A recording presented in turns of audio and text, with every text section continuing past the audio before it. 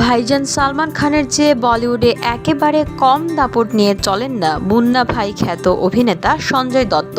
B টাউনের জনপ্রিয় এই দুই হিরোর গন্তব্য এবার হলিউডে, তাও আবার একসঙ্গে।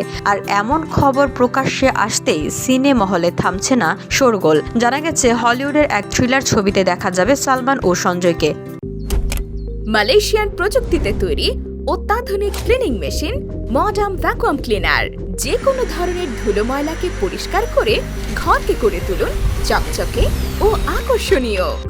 Modem, brand of luxury.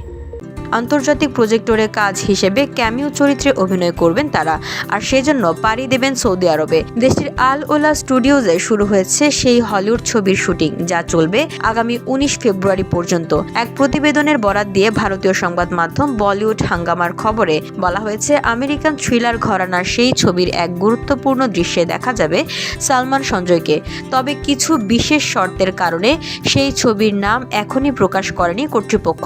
তবে সূত্রের খবর, বিশ্বব্যাপী দর্শকদের চোখ টানতেই তৈরি হচ্ছে এই ছবি। আরও জানা গেছে, সালমান এবং সঞ্জয় আন্তর্জাতিক স্বীকৃত তারকা। বিশেষ করে মধ্যপ্রাচ্যের দেশগুলিতে তাদের কদর রয়েছে। সেক্ষেত্রে তাদের জন্য রাখা হয়েছে উপযুক্ত দৃশ্য, যা দর্শক মনে থাকবে।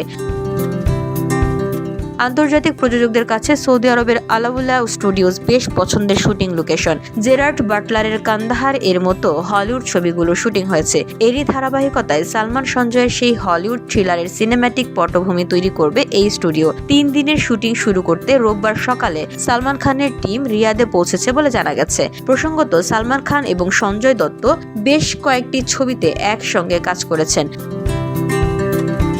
VOD Bangla news desk.